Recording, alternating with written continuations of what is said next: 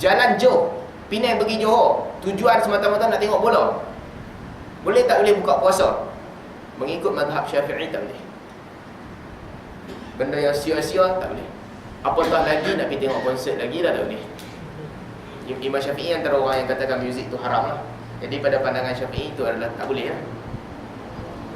Perjalanan jauh, tuan-tuan, saya tertarik dengan pandangan Ibn Hazmin dalam bab ini.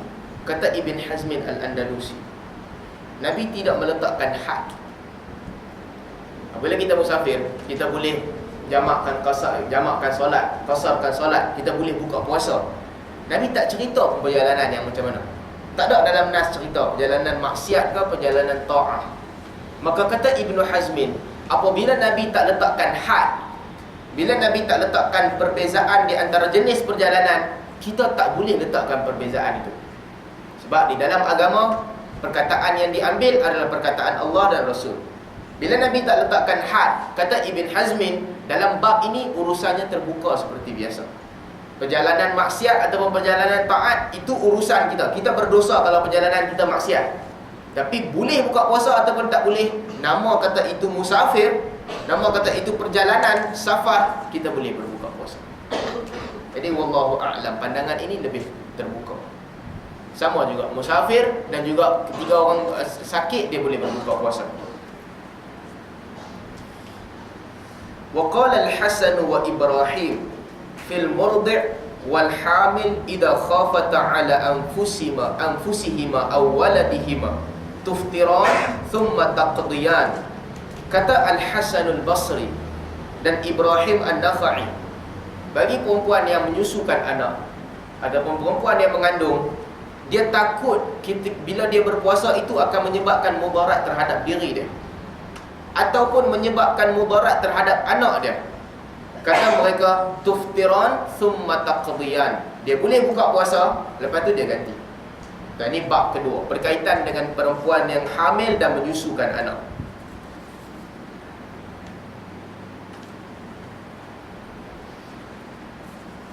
Pandangan Ibrahim dan juga pandangan Hasan Al-Basri, dia boleh buka puasa, kemudian dia ganti. Dalam mazhab Syafi'i macam mana? Dalam mazhab Syafi'i, bagi perempuan yang menyusukan anak ataupun bagi perempuan yang hamil, dia buka puasa, dia kena ganti puasa dan juga bayar fidyah. Itu yang orang kita buat, mazhab Syafi'i. Tuan-tuan, kenapa perbezaan pandangan ini berlaku?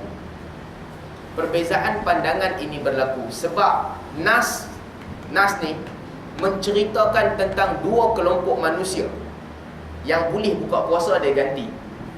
Siapa yang boleh buka puasa ganti? Orang yang sakit dan juga orang yang musafir. Hadis lain menceritakan orang yang junub dalam keadaan haid ataupun nifas, dia juga buka puasa dan ganti.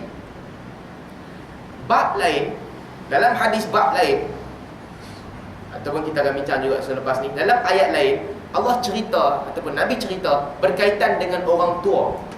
Orang tua yang tak mampu puasa, apa dia buat? Dia buat apa? Fafidyatun ta'amu miskin. Bagi orang makan, fidyah. Ada dua kategori yang berbeza kat sini. Pertama, sakit dan juga musafir, dia boleh buka puasa. Yang kedua, orang tua yang tak larat puasa, dia buka puasa juga. Gantinya berbeza. Orang sakit dan musafir, dia ganti dengan cara qada. Orang tua yang tak larat, dia ganti dengan cara bayar fidyah. Jadi sekarang persoalannya, perempuan yang mengandung dan menyusukan anak masuk kategori mana? Tuan-tuan, kalau nak letak dia tahu nak. Kalau nak letak dia kategori orang sakit, kalau nak letak kategori orang sakit, kata Imam Syafi'i, dia bukan sakit. Perempuan yang mengandung, dia bukan sakit, dia mengandung. Ini masalah orang kita. Orang kita selalu kata, perempuan kalau mengandung nak beranak tak apa, pergi jumpa doktor lelaki, itu darurat. Tuan-tuan, itu bukan darurat. Melahirkan anak bukan darurat, dia bukan sakit, dia proses biasa. Sebab tu pandangan Abdul Aziz bin Baz, dia sebut tak boleh perempuan yang delivery tu dijalankan oleh doktor lelaki. Dia bukan kes darurat. Itu bukan kes orang kena penyakit, itu proses biasa. Hang bagi doktor lelaki ke, hang bagi doktor perempuan ke, hang tinggal perempuan tu seorang-seorang pun, dia beranak juga, dia bukan sakit. Maka kata Imam Syafi'i, dalam bab ini perempuan yang mengandung dan menyusukan anak, dia tak sakit. Yang pertama, dia juga tak dikira sama dengan orang tua. Dia tak sama dengan orang tua. Apa beza dia? Orang tua dia buka puasa, nanti dia boleh ganti. Dia tak boleh ganti dah, dia sakit tua. Perempuan yang mengandung dan juga yang menyusukan anak, lepas tu dia boleh ganti. Esok bila dia dah sihat, dia boleh ganti. Maka apa, perempuan yang mengandung dan menyusukan anak, dia duduk tengah-tengah. Tak ada kategori dalam bab ni. Kata Imam Syafi'i, di dalam bab ini, sebagai bab wara', untuk selamatkan diri, keluarkan daripada masalah, maka perempuan yang mengandung dan menyusukan anak, dia kena buat dua-dua sekali. Pertama, dia kena gantikan puasa. Yang kedua, dia juga kena bayar fidyah. Itu asal usul dalam mazhab Syafi'i. Kenapa perempuan mengandung kena dua-dua? Entah kena nampak benda ni, kena jelas. Esok orang tanya, pasal apa perempuan mengandung kena bayar fidyah dan juga kena ganti puasa? Yang ni jawab dia. Sebab state tak jelas. Kedudukan perempuan mengandung dan menyusukan anak tu tak jelas. Maka ini pilihan Imam Syafi'i. Kata Ibrahim dan juga Hasanul Basri yang kita sebut tadi ni, mereka sekadar perlu gantikan puasa sahaja. Kenapa mereka perlu gantikan puasa sahaja? Sebab kata Hasanul Basri dan Ibrahim, perempuan yang mengandung dan menyusukan anak, kedudukan dia sama dengan orang yang sakit. Dia dekat dengan orang yang sakit, jadi dia perlu ganti sahaja. Kata Ibnu Abbas radhiyallahu anhu dalam riwayat yang sahih daripada Ibnu Abbas, perempuan yang mengandung dan menyusukan anak, mereka hanya perlu bayar fidyah sahaja, tak perlu qada. Kita quote jelas-jelas, tak kita quote orang salah quote. Kata Ibnu Abbas, perempuan yang menyusukan anak ataupun mengandung, dia sekadar perlu bayar fidyah sahaja, dia tak bayar qada. Sebab kata Ibnu Abbas, kalaulah orang tua yang dia sakit kerana diri dia sendiri, dia tak ada kena-mengena dengan orang lain, dia sakit diri dia sendiri, kita benarkan dia sekadar bayar fidyah, tak perlu qada. Perempuan yang mengandung dan menyusukan anak, dia berbuka bukan kerana diri dia sendiri, dia buka kerana anak dia, kerana bimbangkan anak dia. Maka dalam mazhab Ibnu Abbas, dia lebih patut untuk bayar fidyah berbanding dengan orang tua.